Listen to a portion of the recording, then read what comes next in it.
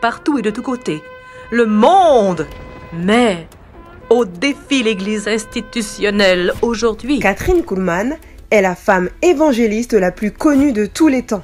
Elle a commencé avec un ministère évangélique qui s'est transformé en un ministère de guérison. Voici son histoire. Née le 9 mai 1907, Kathryn Kuhlman est le troisième enfant de ses parents. Elle grandit à Concordia, au Missouri. Et dès son enfance, cette personnalité expansive était visible. Elle raconte qu'à chaque fois qu'on donnait une fête à l'école, c'est elle qui s'occupait de tout et qui organisait les divertissements. Elle fut élevée dans une communauté luthérienne par un père baptiste et une mère méthodiste. Elle avait l'habitude d'aller chaque dimanche à l'église pour accompagner sa mère. Sauf qu'un jour, tout a changé. Elle avait 14 ans et pendant que l'assemblée chantait le dernier cantique du culte, elle se mit à trembler. C'était la première fois qu'elle expérimentait la puissance de Dieu. Elle raconte son expérience avec ces mots. Elle dit « Je m'assis et me mis à sangloter. Je compris alors que j'étais une pécheresse, la personne la plus minable de la terre. J'avais 14 ans et je pleurais toutes les larmes de mon corps. Un lourd fardeau venait de m'être enlevé. Tout à coup, j'étais la personne la plus heureuse de la terre. Je venais de naître de nouveau. Le sang de Jésus-Christ, le Fils de Dieu, m'avait lavé de tous mes péchés. Waouh! En rentrant à la maison, elle raconta ceci à sa famille et choisit donc d'être membre de l'église baptiste de son père. Elle quitta son village à l'âge de 16 ans avec sa sœur aînée qui s'était mariée avec un évangéliste. Ils partirent pour les villes alentours pour parler de Christ et raconter sa conversion. Mais très vite, Kathryn Kuhlman se distinguait. Elle désirait bien plus que cela. Elle voulait plus de conversion. Le Seigneur la préparait déjà à annoncer autrement l'évangile. Elle déclara un jour « Vous pouvez dire ce que vous voudrez sur moi, que je n'ai pas le droit en tant que femme de monter sur la chair et de prendre la parole. Cependant, même si le monde entier me le disait encore et encore, je sais que l'appel que j'ai reçu pour le ministère est très clair. » En effet, avant de finir son lycée, elle fut autorisée à entrer à l'Institut biblique Simpson à Seattle. Elle côtoya fréquemment Charles S. Price, qui avait un puissant ministère de guérison. Et un jour, elle n'avait que 21 ans, elle prêcha pour la première fois avec son amie Hélène.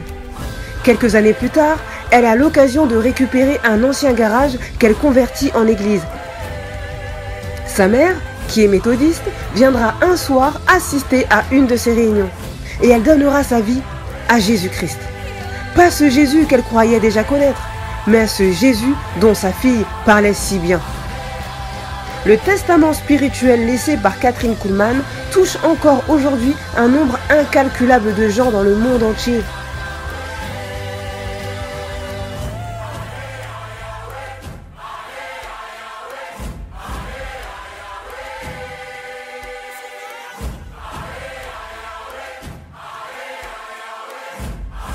Au début de son ministère, elle était seulement évangéliste et limitait ses prédications au message du salut.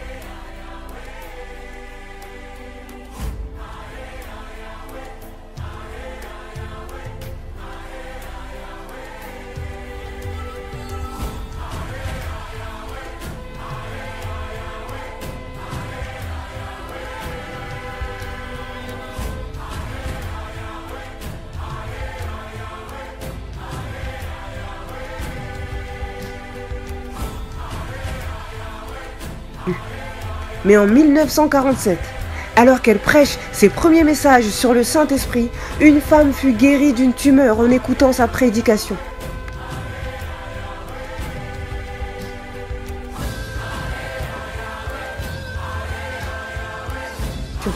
Plus tard, un homme fut aussi guéri de la même manière. Ces événements ont marqué le début du ministère de guérison de cette femme de Dieu.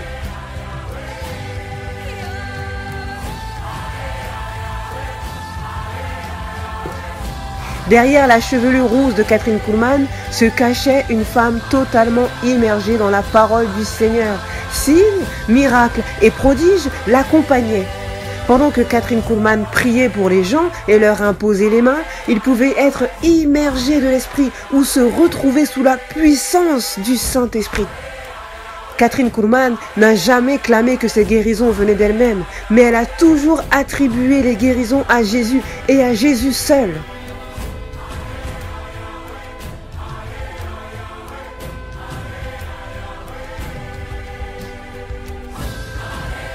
Après avoir passé plus de 50 ans dans le ministère, celle qui était une simple jeune femme rousse, venue tout droit du Missouri, est devenue la femme évangéliste la plus connue de tous les temps, en dépit des combats et des luttes qu'elle a pu connaître. Elle avait l'habitude de dire à ceux qui ne connaissaient pas Dieu que Dieu ne remplace pas l'ancienne vie. Et il n'essaye même pas de la réparer. Il nous en donne une toute nouvelle. Waouh! Elle parlait des miracles de Dieu. En 50 ans de ministère, elle témoigna de l'amour et de la puissance de son Seigneur à près de 100 millions de personnes. Et partout où elle se rendait, ceux qui, jusque-là, pensaient que les miracles étaient impossibles, crurent en leur existence, grâce à l'action puissante de Dieu au travers de Catherine Kuhlman.